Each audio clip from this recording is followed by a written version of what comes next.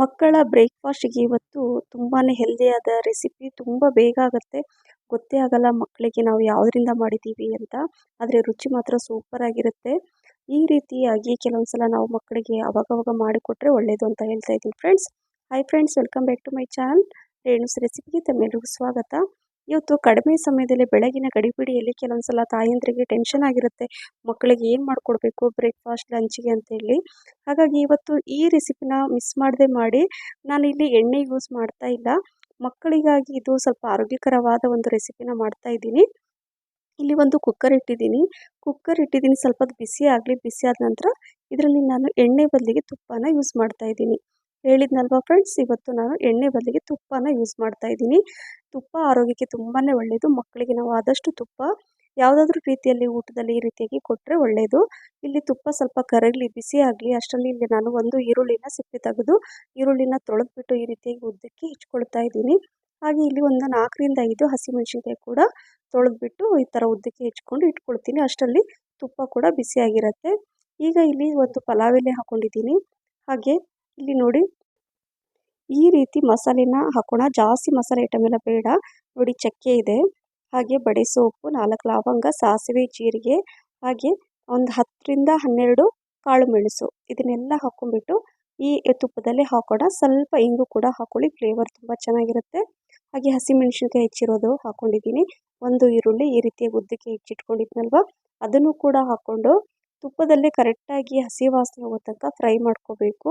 ಸ್ವಲ್ಪ colour change ಆಗೋ ತನಕ ಈರುಳ್ಳಿ ಈ ರೀತಿಯಾಗಿ ಫ್ರೈ ಮಾಡ್ಕೊಳ್ಳೋಣ. ತುಂಬ ಚೆನ್ನಾಗಿರುತ್ತೆ ತಿನ್ನುವಾಗ. ಇಲ್ಲಿ ನೋಡಿ, 1 ಇಂಚಷ್ಟು ಶುಂಠಿ ಸಣ್ಣಕ್ಕೆ ಕಟ್ ಮಾಡಿ ಹಾಕ್ಕೊಂಡಿದ್ದೀನಿ. ಶೀತ, ಕೆಮ್ಮು, ನೆಗಡಿ ಅಂತ ಇತ್ತೀಚೆಗೆ ತುಂಬ ಮಕ್ಕಳು ಸ್ಕೂಲಿಗೆ ಹೋಗ್ತಾ ಇರುವಾಗ ಅಂತಿರ್ತಾರೆ.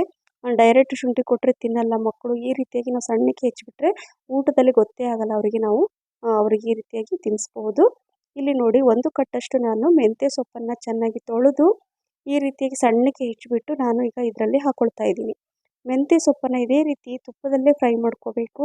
ಆವಾಗ ಅವರಿಗೆ ಒಂಥರ ಆ ತುಪ್ಪ ಸ್ಮೆಲ್ಲಿಗೆ ಆ ಮೆಂತ್ಯ ಸೊಪ್ಪು ಅಂತ ಅವ್ರಿಗೆ ಗೊತ್ತೇ ಆಗಲ್ಲ. ತುಪ್ಪದ ಫ್ಲೇವರ್ ಗೊತ್ತಾಗುತ್ತೆ ಮಕ್ಕಳಿಗೆ. ಹಾಗಾಗಿ ಈ ರೀತಿಯಾಗಿ ಮಾಡ್ಕೊಳ್ಳಿ. ಮೆಂತ್ಯ ಸೊಪ್ಪು ಹಾಕೊಂಡು ಒಂದು 30 ಸೆಕೆಂಡ್ ಕರೆಕ್ಟಾಗಿ ಮಿಕ್ಸ್ ಮಾಡ್ಕೊಂಡ ನಂತರ ಇಲ್ಲಿ ನಾನು 1/2 ಗ್ಲಾಸಷ್ಟು ಅಕ್ಕಿನ ತೊಳೆದ್ಬಿಟ್ಟು ಇಟ್ಕೊಂಡಿದ್ದೆ.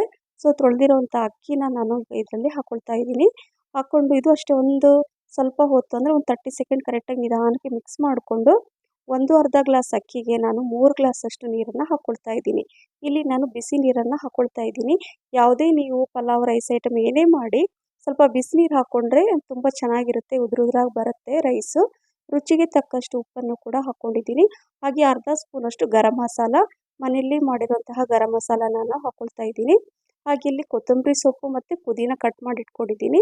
ನೋಡಿ, ಪುದೀನ ಹಾಕ್ಕೊಂಡಿದ್ದೀನಿ. ಹಾಗೆ ಇದು ಕೊತ್ತಂಬರಿ ಸೊಪ್ಪು ಸ್ವಲ್ಪ ಜಾಸ್ತಿ ಹಾಕ್ಕೊಳ್ಳಿ. ಈ ರೀತಿಯಾಗಿ ಮಾಡಿಕೊಟ್ರೆ ಮಕ್ಕಳ ಆರೋಗ್ಯ ತುಂಬ ಚೆನ್ನಾಗಿರುತ್ತೆ. ಅವರು ಡೈರೆಕ್ಟಾಗಿ ನಾವು ಹೀಗೆ ಸಲಾಡ್ ರೂಪದಲ್ಲಿ ಅಥವಾ ಈ ಸೊಪ್ಪು ಅಥವಾ ಏನಾದರೂ ಹಿಂಗೆ ಕೊಟ್ಟರೆ ಮಕ್ಕಳು ಹೆಚ್ಚಾಗಿ ತಿನ್ನಲ್ಲ. ಹಾಗಾಗಿ ಈ ರೀತಿಯಾಗಿ ಮಾಡಿದರೆ ಚೆನ್ನಾಗಿರುತ್ತೆ. ಸೊ ಈಗ ಕುಕ್ಕರ್ ಲಿಡ್ಡನ್ನು ಕ್ಲೋಸ್ ಮಾಡಿ ಮೀಡಿಯಮ್ ಫ್ಲೇಮಲ್ಲಿ 3 ವಿಸಲ್ ಮಾಡಿಕೊಂಡ್ರೆ ಈ ಮೆಂತ್ಯ ಪಲಾವ್ ರೆಡಿ ಆಗುತ್ತೆ. ತುಂಬ ಈಸಿ ಆಗುತ್ತೆ. ಒಂದು 10ರಿಂದ 15 ನಿಮಿಷದಲ್ಲಿ ಆಗುವಂಥದ್ದು ಇದು. ಈಗ 3 ವಿಸಲ್ ನಂತರ ನಿಮಗೆ ತೋರಿಸ್ತೀನಿ. ಈಗ 3 ವಿಸಲ್ ಆಗಿದೆ. ನಾನು ಗ್ಯಾಸ್ ಫ್ಲೇಮನ್ನು ಆಫ್ ಮಾಡಿ ಒಂದು 5 ನಿಮಿಷ ನಂತರ ನಿಮಗೆ ತೋರಿಸ್ತೀನಿ. ನೋಡಿ, ತುಂಬ ಚೆನ್ನಾಗಿ ಬಂದಿದೆ. ಮಕ್ಕಳಿಗೆ ಗೊತ್ತೇ ಆಗೋದಿಲ್ಲ ಇದು ಮೆಂತ್ಯ ಸೊಪ್ಪು ಹಾಕಿ ನಾವು ಮೆಂತ್ಯ ಭಾತ್ ಅಥವಾ ಮೆಂತ್ಯ ಪಲಾವ್ ಮಾಡಿದ್ದೀವಿ ಅಂತ. ಇದರಲ್ಲಿ ಎಣ್ಣೆ ಇಲ್ಲ, ಯಾವುದೇ ಎಣ್ಣೆ ಯೂಸ್ ಮಾಡಿಲ್ಲ.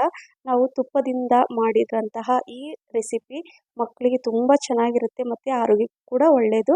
ಎಲ್ಲ ತಾಯಂದ್ರಿಗೆ ಸ್ವಲ್ಪ ಟೆನ್ಷನ್ ಇರುತ್ತೆ, ಏನು ಕೊಡೋಣ ಬೆಳಗ್ಗೆ ಲಂಚ್ ಬಾಕ್ಸಿಗೆ, ಬ್ರೇಕ್‌ಫಾಸ್ಟಿಗೆ ಅಂತ ಅಲ್ವಾ.